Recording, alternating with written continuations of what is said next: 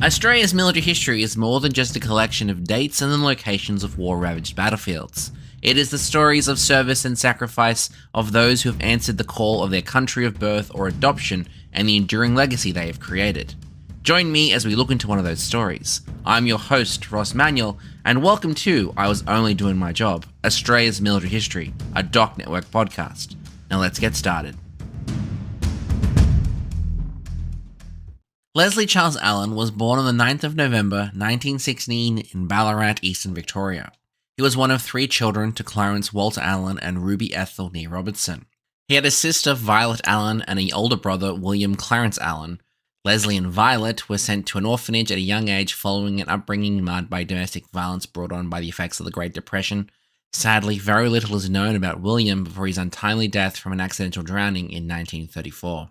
Due to his status, there is very little known about Leslie's upbringing or education, save that he and his sister would end up being fostered by his aunt, Mrs. Minnie Allen, who had four sons to herself: Percy, Herbert, Ronald, and Albert, all who, like Leslie, would go on to serve with their father, Mr. Herbert Leslie Allen, in the Second World War.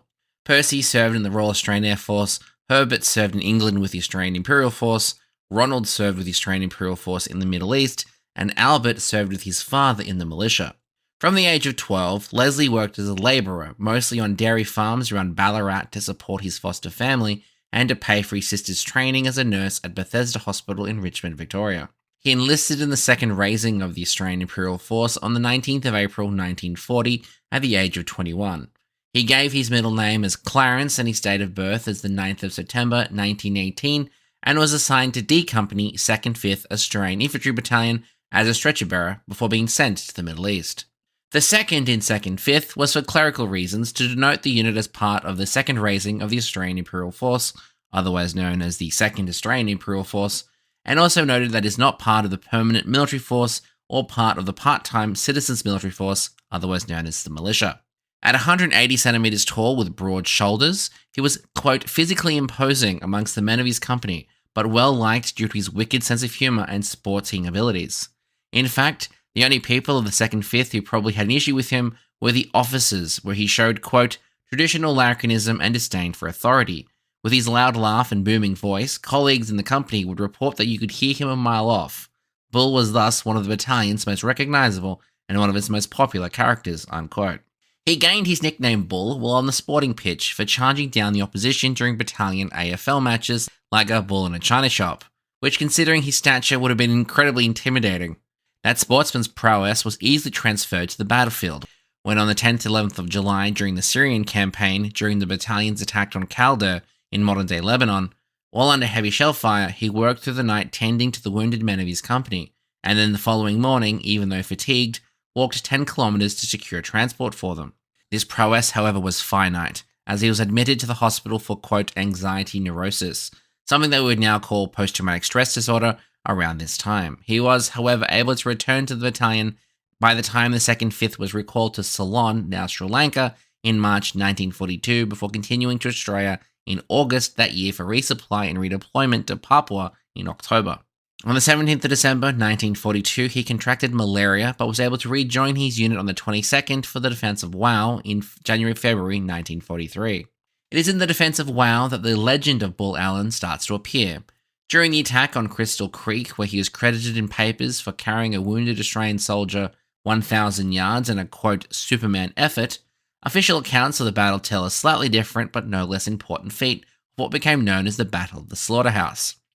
On the 7th of February, D Company 2nd 5th was attacking a Japanese machine gun position near Crystal Creek, when a platoon led by Lieutenant Taylor was pinned down in the open. With 3 wounded and 2 killed, one of which was Lieutenant Taylor, Private Allen rushed out into the open and into the face of enemy machine gun fire. Pulling one of the wounded, Corporal Kelly, over his shoulder in a fireman's carry, proceeded over 200 yards uphill to the company headquarters. While he himself was unwounded in his action, his uniform and haversack bore several bullet holes from the constant machine gun fire. On the following day, 18 platoon from the 2nd 5th was surrounded and ambushed by snipers. 1 member was killed and 3 more wounded, where Bull once again moved forward and, making 3 separate trips, he was able to recover all 3 wounded men, 2 of which he dragged 30 yards to cover. During the course of these 2 engagements, Bull had been wounded 4 times, but none were severe enough to warrant him leaving his unit. For his actions in this battle, he was awarded the Military Medal and promoted to corporal. His citation read, quote, "Private Allen's bearing and his untiring efforts in tending the wounded and helping with rations and stores were an inspiration," unquote. Following Crystal Creek, he was admitted to hospital several times for exacerbation of malaria and spent most of 1943 in and out of hospital. Returning to his unit, he participated in the Battle of Mount Tambu in July 1943 as part of the larger Salamalau-Leh campaign. On the 16th of July, Australia secured part of the southern slopes of Mount Tambu. In response, the Japanese commenced a counterattack that night, but it was repulsed by the Australians, who suffered 39 casualties, including 14 killed. The Japanese would suffer heavy casualties, with approximately 350 men wounded and killed in the 8 attacks they attempted before dawn. On the 28th of July, American forces landed and the 1st Battalion, 162nd Infantry Regiment were pushed into the attack and replaced the Australian forces on the 30th. Australian mortar teams and stretcher bearers remained in the line to assist but did not actively participate. Owing to his experience in the jungle, Bull stayed on the line, and this is where he becomes a folk hero. Like the Australians, the American forces failed to secure the summit and suffered 50 casualties to near constant Japanese sniper, mortar, and machine gun fire in what historian David Dexter described as, quote, "one of the most difficult and unpleasant areas to ever confront troops," unquote. The land around Mount Tambu was muddy, steep-sloped, and under constant Japanese attack, in which 2 US medics had been killed trying to bring the wounded to safety. Lance Copeland, a mortar operator who was present, said in a 2016 interview that Allen was the last stretcher bearer left to assist the 162nd. At this point, Allen, who was in the area as part of the residual Australian presence and probably exhibiting the same spirit he displayed in Calder and Crystal Creek, voluntarily entered the battle space alone and brought back a wounded American soldier, then went back for another, then another. Each time he went back for another rescue attempt, soldiers would make bets on whether or not he would return. Allen would complete this task several times, and while official reports would vary between 10 and 12 Americans rescued, accounts from the field report up to 17 American battle casualties were carried out to safety one by one on the back of a lone Australian from Ballarat before he collapsed from exhaustion. When he recovered, he had to be physically restrained from re-entering the battlefield. His hat and uniform sleeves bore bullet holes from repeated machine gun grazes, but he himself was relatively unharmed during the battle. It is during this battle that the most known photo of Allen was taken. It shows a broad-shouldered Australian, steely eyes with a determined expression, carrying the helpless body of a by comparison diminutive American soldier over his shoulder. War correspondent Gordon Short took the iconic image during one of Allen's repeated trips back to friendly lines, though this particular American had been knocked unconscious by a mortar bomb. Bill Carty, a cameraman who accompanied Gordon Short, recalled a, quote, "gigantic man striding up Mount Tambu like he was on a Sunday jaunt," unquote, describing Allen as, quote, "a huge man with obvious physical and emotional strength, perhaps born from a difficult childhood," unquote. How definitely true he was. When the 2nd Fifth was rotated back to Queensland in December 1943 for training, the effects of these Superman efforts started to rear their head. While he never showed fear on the battlefield, the war had clearly affected him. Allen went absent without leave for 11 days to the point where a warrant for his arrest had been issued, then cancelled when he rejoined the unit. As a punishment, he was docked 5 days' pay. In January 1944, he had an altercation with an officer and was court-martialed before being demoted back to private. It was at this time that his health continued to deteriorate, with his malaria continuing to plague him and suffering from, quote, "constitutional temperamental instability," another term for what we now consider post-traumatic distress. His military career came to an end, and he was discharged as medically unfit on the 10th of September 1944. The war, however, did not end for Allen right away, as he spent 6 months recuperating at an uncle's farm in Warrenheip, having lost the ability to speak. When he recovered, he met and married Jean Elizabeth Floyd, a former Army nurse, on the 23rd of April 1949. One of the well-wishers to the happy couple would be Eleanor Roosevelt, wife of United States President Franklin Delano Roosevelt, and the two would continue to correspond until the First Lady's death in 1962. The Allens would have a daughter and 3 sons, with a daughter named in Eleanor's honor. This connection to the United States did not stop with the First Lady, with Allen repeatedly offered roles to appear in movies in Hollywood depicting his actions and other historic deeds, all of which he would turn down. When news of his exploits started to reach the media, he met it with timidity. When asked, he would deflect attention to other Australian stretcher bearers or simply state, quote, "I was only doing my job," unquote. However, only doing his job would earn him the United States Silver Star, the third highest medal for bravery in the United States system of awards, and the highest award that could be issued to a non-American. The citation read, quote, "For gallantry in action on Mount Tambu, New Guinea on the 30th of July, 1943 during an attack on the enemy in which his own unit was not engaged, Corporal Allen voluntarily advanced through heavy enemy machine gun fire to rescue American battle casualties. Without assistance, he carried them from the field to safety no less than 12 soldiers.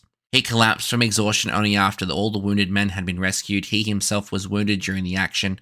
Corporal Allen's gallantry evoked the unstinted praise of all who witnessed," unquote. In civilian life, Allen didn't talk about his exploits in New Guinea or North Africa, and his children had to find out about their father from others, particularly those he rescued. Following the war, Allen worked as a labourer and as a theatre orderly at the Ballarat Base Hospital. At home, he raised pigs and broke horses on an acreage outside the town, and in his later life, he would work at the recreation gold mining town of Sovereign Hill, where he would demonstrate how to use a horse-drawn Chilean mill used to crush quartz. Every Anzac Day, he would travel to Melbourne, where he would carry the banner of the 2nd 5th Australian Infantry Battalion.